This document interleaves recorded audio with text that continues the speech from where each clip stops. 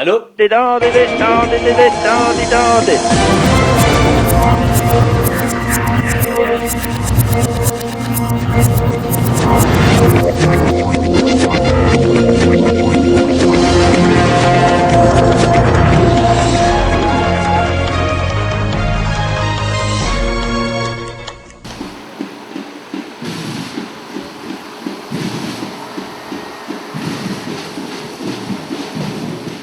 En fait, à la base, donc, il y avait cette euro-manifestation contre les mesures d'austérité en Europe. Et parallèlement, il y avait le camp No Border qui se tenait à Tour et Taxi. Donc, un camp pour l'ouverture de discussions sur la politique des frontières européennes avec tous les morts. Bon, c'est pas le sujet. Et donc, les deux événements se retrouvaient en même temps. Donc, comme le No Border Camp était quand même un endroit où on retrouvait pas mal de personnes de pensée altermondialiste et tout ça, on s'est dit, nous avons aussi notre place dans cette manifestation, quoi. Vu que n'importe qui pouvait s'y rejoindre, il y avait des gens qui n'étaient pas spécialement syndiqués qui étaient là. Donc on avait prévu de quoi faire une manifestation festive en fait, pour se joindre à la manifestation avec tous les autres. On avait les clowns, une quarantaine de clowns du collectif Artiviste, donc ils sont là pour détendre toujours l'atmosphère, pour amener des couleurs à la manifestation, quoi, pour détendre, pour pas qu'il y ait des problèmes avec les policiers et tout ça. On a reçu un appel de gens qui étaient au No Border qui nous ont dit voilà, ils ont arrêté tous les clowns et ils ont arrêté pas mal de gens qui sont directement à la sortie du No Border, quoi. Donc suite à ça, on s'est quand même regroupé, on était un petit nombre.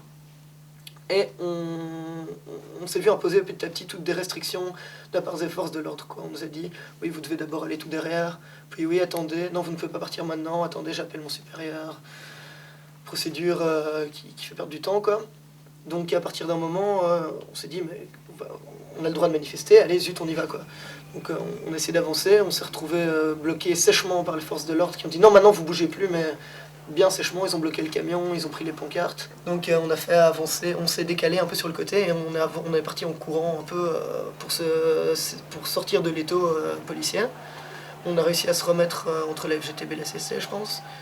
Et c'est là qu'on s'est retrouvé bloqué par deux halles et que tout a commencé à dégénérer, quoi.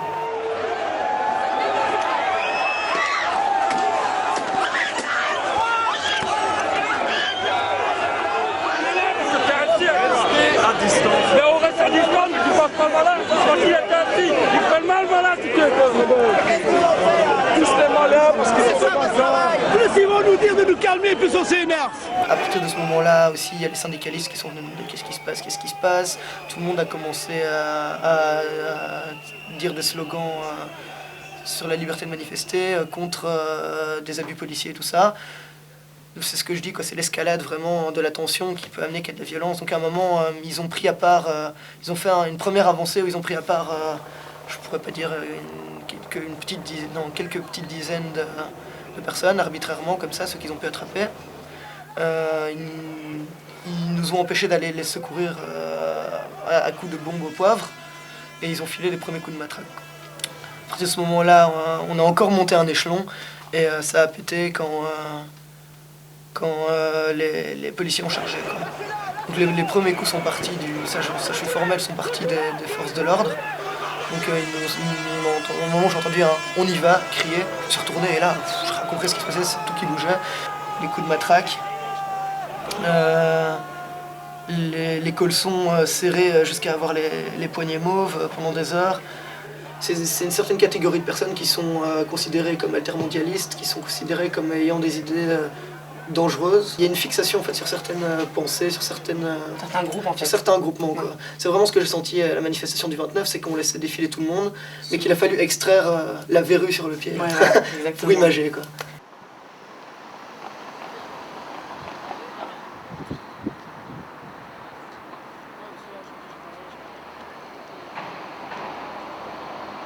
Ouais, c'était le vendredi 1er octobre. On a été à une manifestation qui était illégale, donc non autorisée. Enfin, on a été, c'est-à-dire qu'on a voulu voir comment ça se passait. On est arrivé on était environ 20 et on voulait aller là-bas pour éventuellement rejoindre un groupe pour agrandir le nombre, mais absolument pas dans le but d'être violent ou quoi que ce soit. On savait que c'était extrêmement tendu parce que c'était la fin de la semaine et qu'il y avait déjà eu pas mal de manifs et que le lendemain c'était la dernière manifestation de clôture de cette semaine No Border qui elle était légale, donc on s'est dit bon, ça va être tendu quoi.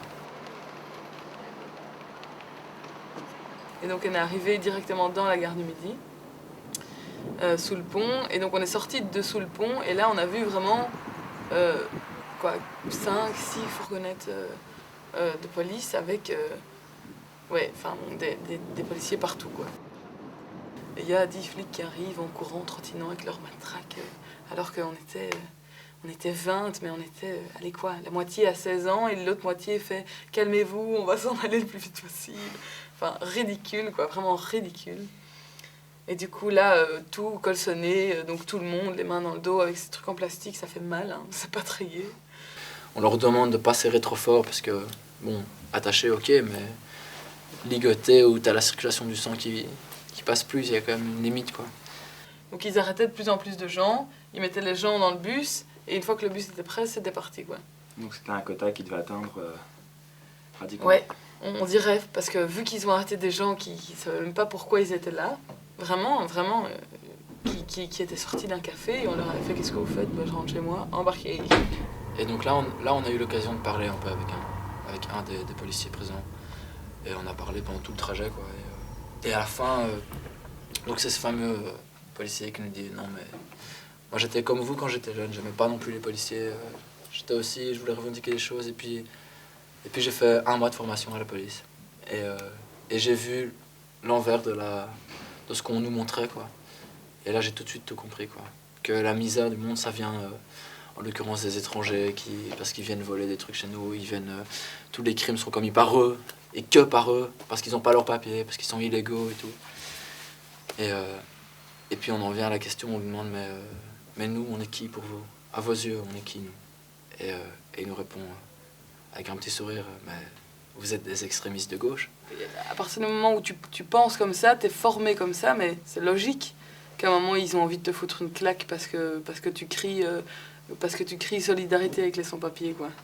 Quand on s'est fait arrêter le 1er octobre, il nous a dit de tous embarquer et puis il est parti.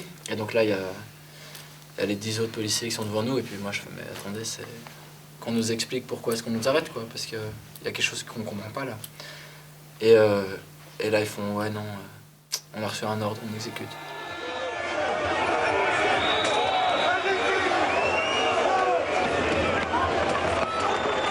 C'est ça, l'absurdité totale des arrestations préventives, c'est absolument arbitraire. Si t'as une tête de jeune, de gauchiste, de dreadeux, d'anarchiste, quelle horreur, hop, embarqué quoi. Enfin, c'est complètement à la tête du client et je trouve ça inadmissible quoi, que la politique soutient ça aussi. Moi j'ai juste envie d'affirmer ce que je pense parce que on a le droit quoi. À Bruxelles et en Belgique, on a le droit de descendre dans la rue, même si c'est devant chez toi avec un panneau. T'as le droit de défendre. Maintenant, il y a différentes manières de les défendre, quoi. Moi, je suis plus du style à les défendre par le biais de la parole et de la présence et d'y être, quoi. Maintenant, dès que ça chauffe un peu, ça m'intéresse pas d'aller titiller, quoi. Donc, dans ces arrestations préventives, on s'est fait choper. Les policiers, vraiment, t'as l'impression qu'ils te détestent, quoi. Moi, je suis descendue de ce bus et on m'a tordu le bras, quoi. J'étais pliée en deux avec un malabar de 2 mètres qui me tordait le bras alors que je posais aucune résistance. Limite, j'étais là, bonjour. Enfin, voilà, quoi. Et donc, on nous met d'abord dans une première cellule. Donc là, les 2 mineurs qui étaient avec nous, on était dans une cellule de mineurs. Et nous, on s'est retrouvés, mon coloc et moi, à 2 dans une cellule on était 20 ou 21. Et puis là, plus rien, quoi. C'est des grandes pièces avec du béton au sol et des banquettes le long des murs en faux marbre comme ça. Donc c'est froid, c'est super froid. Et ça, j'ai eu froid, quoi. On a tous eu super froid, c'est horrible parce que tu peux pas dormir parce que c'est trop froid. Ouais, ils avaient pris mon pull. Et donc, dans la cellule, il y a un petit règlement qui explique tes droits dans la cellule. Et c'est en plusieurs langues, hein. C'est ça qui est chouette, c'est que même pour les étrangers, c'est facile. Et donc là, on se rend compte qu'on a droit à appeler une personne qu'on veut. On a droit à de l'eau, régulièrement, qu'on a droit à un repas après 6 heures de détention, qu'on est relâché après maximum 12 heures. Enfin, tous des points qu'on a droit au respect, qu'on a droit à tout ça, mais rien du tout. On a finalement pu aller aux toilettes à 2h du mat. Ça veut dire que de 8h du soir, enfin de 7h du soir à 2h du mat, on pouvait pas aller aux toilettes. Et donc ça veut dire qu'il y a quelqu'un qui a pas pu se retenir, il a dû pisser par terre, quoi. Ça c'est juste dégradant, c'est de l'humiliation, c'est illégal, c'est tout ce qu'on veut, mais c'est... Enfin, il y a des policiers qui passaient devant notre cellule, on criait « Toilettes, toilettes, on doit aller aux toilettes !» Donc on a demandé pour avoir de l'eau pendant toute la nuit. C'était notre seul moyen de pression un peu pour leur taper sur les nerfs. Mais c'est vraiment...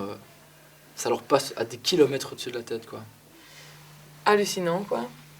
Et donc après, on a passé donc, un certain nombre d'heures là-bas. Et puis à 3h30, je pense, il y a une femme qui est arrivée qui nous a dit notre numéro, donc un numéro. Et elle a embarqué, je crois, 2 filles. Et ils ont ramené les gens à Tour et Taxi, donc pas du tout à Gare du Midi, quoi. Donc nous, on s'est retrouvés à Tour et Taxi à 4h30 du mat, parce que c'était un seul bus qui faisait des allers-retours. Donc à 4h30, on se retrouve à Tour et Taxi, on n'a rien à faire là, mais vraiment... Moi, j'habite à l'autre bout de la ville, il n'y a plus de transport en commun, je ne sais pas quoi faire, quoi. Donc on est mis dans une situation absolument absurde, quoi, par la police. Enfin, bon. Je pense qu'on devrait pouvoir aller manifester sans une boule dans le ventre, sans une crainte dès qu'on voit un camion de police qui est censé quand même être là pour... Enfin, on appelle la police les gardiens de la paix, quoi. Donc on se retrouve à avoir peur de gens qui sont censés nous aider, qui sont censés protéger nos libertés. Le problème, il est super ample pour le moment, mais si jamais les gens ont peur et que justement ils n'osent plus manifester, ça va s'accroître et on va être de plus en plus soumis à une autorité, enfin une dictature, quoi, en fait, pas du tout une démocratie. Il y a des gens qui vont se radicaliser, quoi, et donc qui vont répondre par de la violence de plus en plus dure. Et donc, par rapport à ça, on va réenvoyer la police, qui va encore faire monter la violence, et on se retrouve dans un cercle vicieux, quoi. On se rend pas vraiment compte, quoi. On a l'impression que c'est que dans les films qu'on regarde et tout. Et puis on se dit, mais ça existe chez nous aussi, quoi. Et comme je disais tout à l'heure, si on ne le voit pas, c'est inconcevable en soi.